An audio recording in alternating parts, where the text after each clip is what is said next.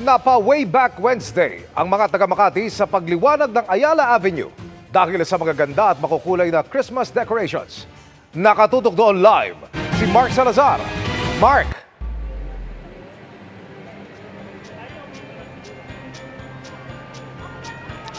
Emil, mga kapuso, handa na Makati sa kanyang Christmas paandar na pinasinayaan ngayong gabi. Kayo, handa na ba kayong mag-Christmas mode?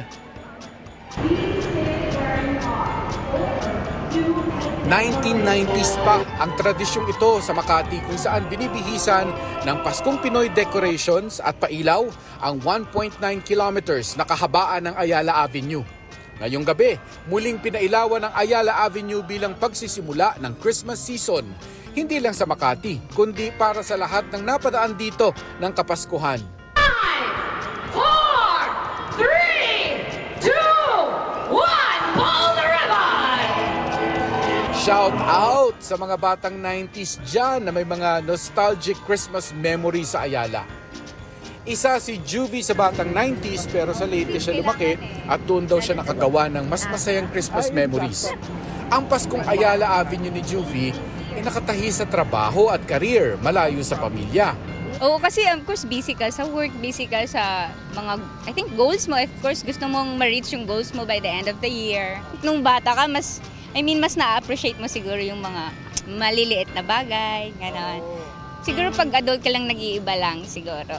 Kapag nagpapailaw na ang Ayala Avenue, may parte raw ng childhood Christmas memory ni Juvie ang nabubuhay. Pero kasabay ng paalalang gagastos na naman siya dahil Pasko na. Kasi pupunta ka lang sa ninong-ninang mo. Di ba may magbibigay sa hindi mo isipin na, ano pala to, kailangan ko din magbigay, parang something ganon. Oo, kasi ikaw na daw yung may income. Iba naman ang hype na mga pailaw na ganito sa mga Gen Z na sa syudad na talaga lumaki. Excited kami kasi every year po dito sa Ayala may pailaw sila na may pagganap silang mga lighting na inaabangan talaga every year. Iba't iba mang henerasyon, iba't ibang sitwasyon at karanasan, pero pareho rin daw ang kahulugan ng Kapaskuhan sa lahat. Let's sing Merry Christmas and a Happy Holiday. This season may we never forget the love we have for Jesus. Sa mga susunod na araw, magsusulputan na sa syudad ang iba pang Christmas pasyalan at street market sa Ayala Triangle Gardens at Circuit Makati. This year is extra special. I know I say that every year, but really this year is extra special.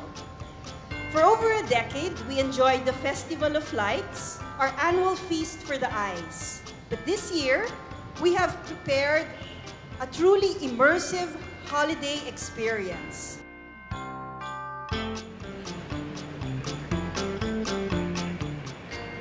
Totoo namang lilipas din ang Pasko, pero kung may choice ka naman, piliin mong palipasin ang Pasko ng masaya ka.